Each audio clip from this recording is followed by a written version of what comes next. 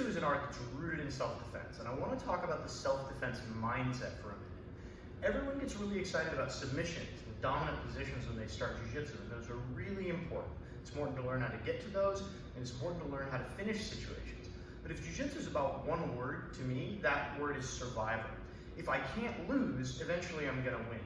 And from a self-defense perspective, it doesn't really matter if you're scoring points, it doesn't really matter if you get the submission, end up on the top of the podium. What matters is you go home safely.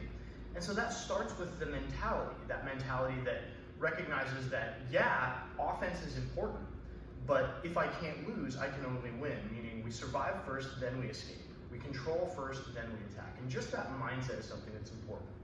Another piece of the mindset that a lot of folks forget about is that Jiu-jitsu includes strikes. Now, the strikes don't look the same that they do in other martial arts because the striking exists for different purposes. If you're a striking martial art for striking competitions like kickboxing, if you do Muay Thai, if you do pencak silat, stuff like that, then you're going to have a lot of offensive strikes. In Jiu-jitsu, the strikes are designed to set up the grappling.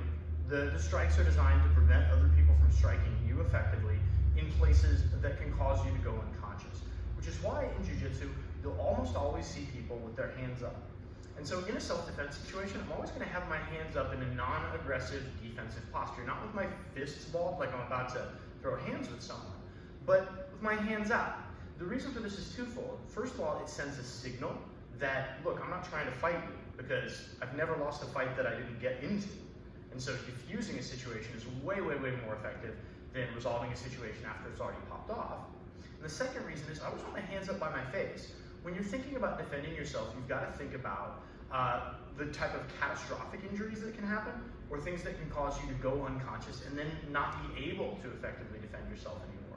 And so we have to protect our face. We have to protect the really, really important parts of our body that can allow ourselves to go to sleep. That's why Jiu-jitsu athletes defend their necks all the time.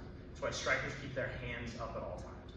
Now, without sending the message that we want this situation to become aggressive, there are two ways that I usually have my hands when I think a situation might become aggressive.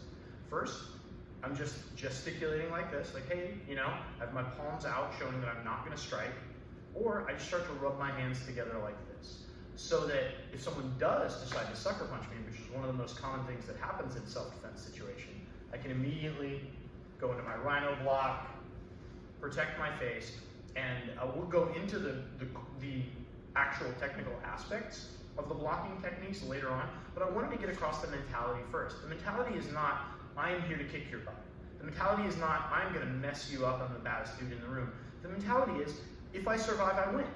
I don't have to win as long as I don't lose. And so that's why when we're focused on true self-defense, we're not thinking about hurting the other person, we're thinking about protecting ourselves, which starts with being aware of your situations and always keeping your hands up.